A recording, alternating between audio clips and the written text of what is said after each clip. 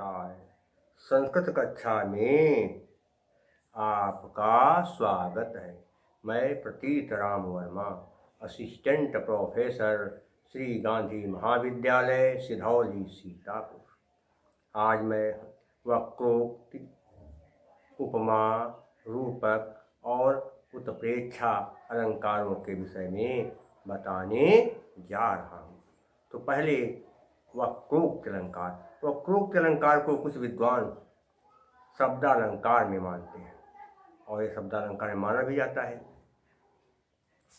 पहले आप समझिए क्या होता है कि कहते हैं वक्रोक्त अलंकार क्या होता है, समझिए आप क्या लक्षण इसका। कि यदोक्तमन्यथा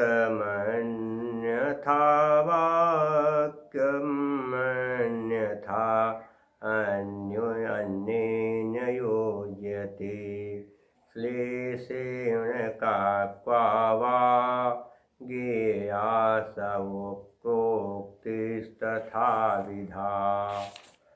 कि वक्ता के द्वारा जो कहा जाए उसको श्रोता दूसरे रूप में समझ ले।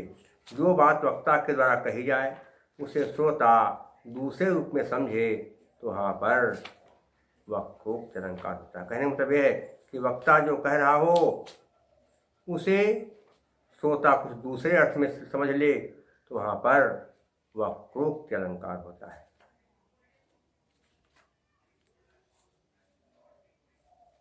अर्थात वक्ता कुछ कह रहा है, श्रोता कुछ समझ रहा है। तो देखिए उदाहरण क्या है। एक स्त्री ने दूसरी स्त्री से कहा कि न पतितया, कि पति के बिना नहीं बनता है।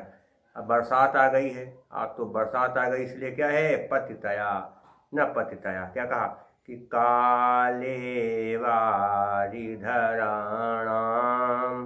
पतितया नैव शक्यते स्थातुम् उत्कंठतास्ति तरले नहीं नहीं सखी पिछली पंथा। कि एक स्त्री ने दूसरे से कहा कि क्या बताएं, बरसा ऋतु आ गई है इसलिए पतिता यानी बिना जो है पति के नहीं रहा जा सकता, बिना पति के रहा नहीं जा सकता है। तो उसने कहा, पहले कि क्या कहा कि बरसात आ गई इसलिए पति की बहुत याद आ रही, पति के बिना नहीं रह सकता। उसने कहा ये बात नहीं, मेरे कहने मतलब है पतितया, पति मतलब गिरना, कि बरसात में फिसलन बहुत हो जाती है इसलिए फिसले बिना नहीं रहा जा सकता है। पहले कहा कि अरे बरसात आ गई इसलिए पति के बिना नहीं रहा जा सकता है। तो दूसरे ने कहा क्या पति के बिना नहीं रहा जा सकता, पति की बहुत याद आ रही। उसने कहा ये बात नहीं है, बात कहती है कि पतितया बरसात में फिसलन बहुत हो जाती है इसलिए गिरे बिना नहीं रहा जा सकता। ये अर्थ हो गया।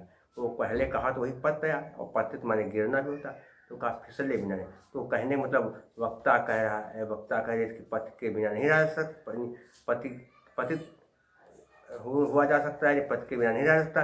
तो कहा क्या पति के, तो कहा नहीं, पति का मतलब है पतित, फिसले बिना नहीं रहा। तो ये क्या है अर्थ, सब वक्ता ने कुछ कहा, श्रोता ने कुछ अर्थ लगाया। तो यहाँ पर क्या है, वक्रोक्त, दो प्रकार का वक्रोक्त अलंकार होता है। कौन कौन सा, वक्रोक्त, श्लेष वक्रोक्त और काक वक्रोक्त। अब दूसरी चीज क्या कहती आती है आपको बताया, क्या कहते हैं, रूपक अलंकार। क्या होता है, रूपक अलंकार। रूप तद्रूपकं भेदो उपमानोपमेयोः। जब उपमान में उपमेय का आरोप किया जाए, यहाँ पर क्या कहते हैं, जब उपमेय में उपमान का आरोप कर दिया जाए तो वहाँ पर रूपक अलंकार होता है। कुछ बच्चे उपमान उपमेय नहीं समझ पाते, क्या होता है सुनिए। जिससे समानता बताई जाए, जिससे समानता बताई जाए उसे कहते हैं उपमान, और जिसकी समानता बताई जाए उसे कहते हैं उपमेय। अगर इसको भी भूल जाए तो क्या बहुत अच्छी बात बता रहा है। क्या है, ओरिजिनल चीज कहलाती है उपमान। ओरिजिनल माने असली वस्तु कहलाती है उपमान, और डुप्लीकेट यानी नकली वस्तु कहलाती है उपमेय। ये चीज याद रखेंगे, असली वस्तु कहलाती है उपमान और नकली वस्तु कहलाती है उपमेय। ये चीज रखेंगे।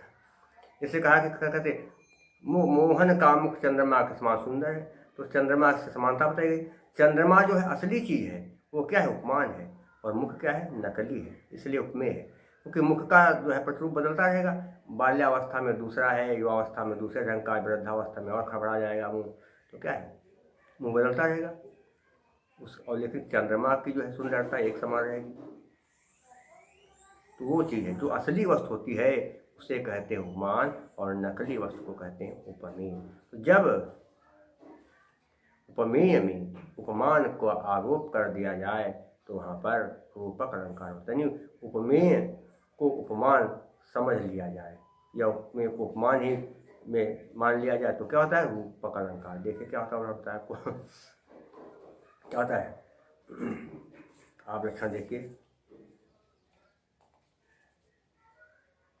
यस्य हरणान्तः पुरे कुर्वतो मण्डलाग्रलतां रसमुख्यापि सहसा परांगमुखी भवति रिपुसेना। अर्थात जिस राजा के रण रूपी अंतापुर में खड्गलता को हाथ में ग्रहण करते ही रसयुक्त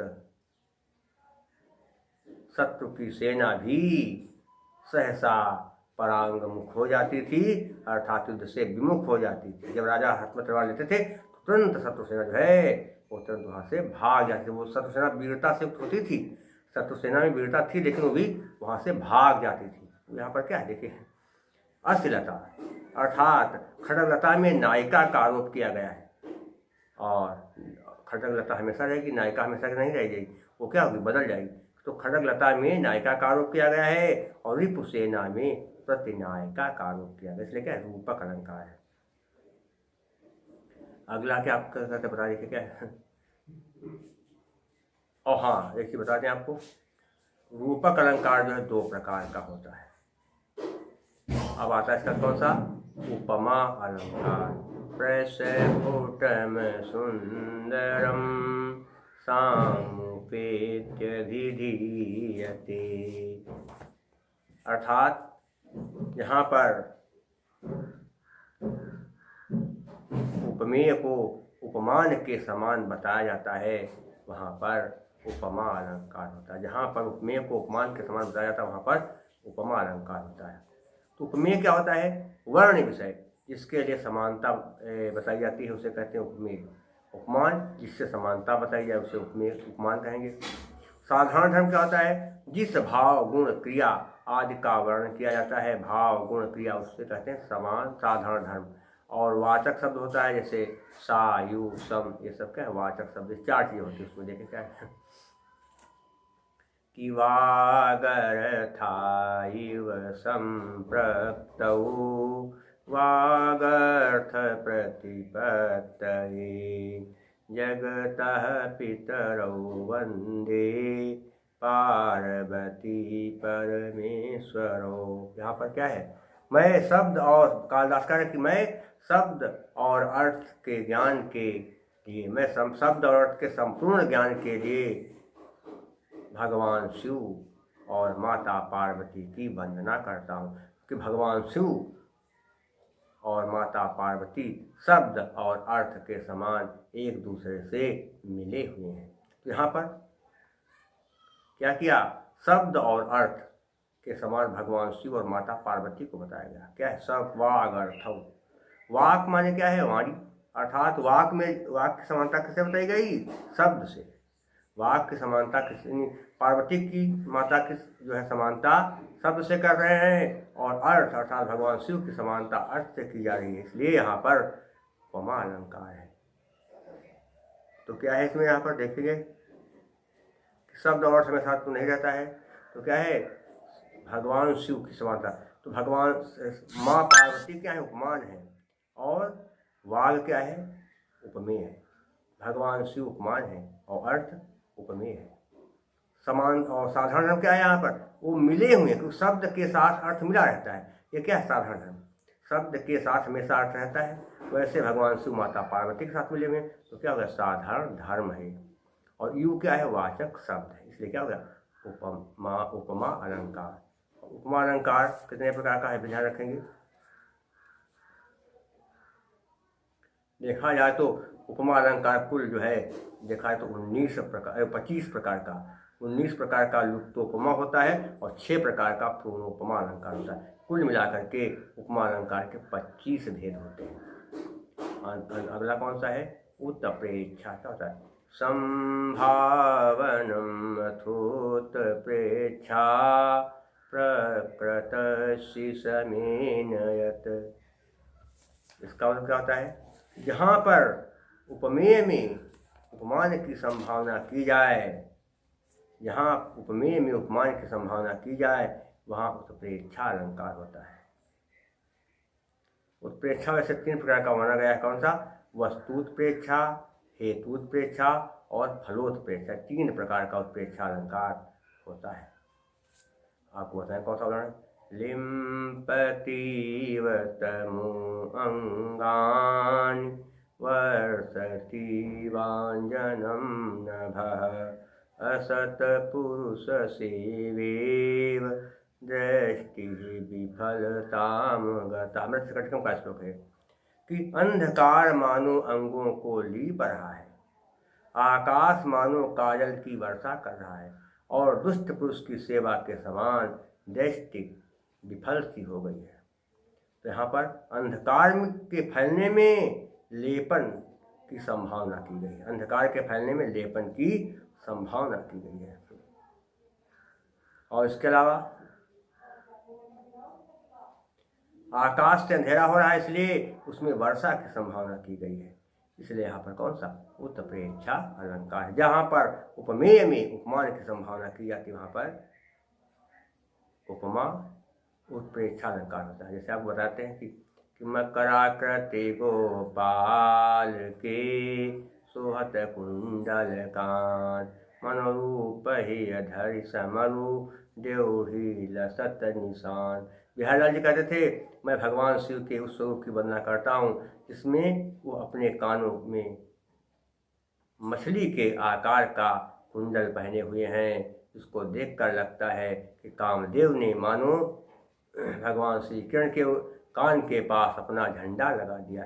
तो भगवान श्री कृष्ण के मकराकृति कुंडल में कामदेव के झंडे की संभावना की गई। इसलिए क्या है? उत्प्रेक्षा अलंकार। तो कितने प्रकार का अलंकार होता है उत्प्रेक्षा? 3 प्रकार का। इस चीज़ को ध्यान रखेंगे।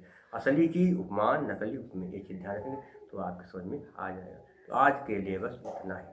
शेष मैं आपको अगले अंक में बताऊंगा। तब तक के लिए नमः संस्कृताय।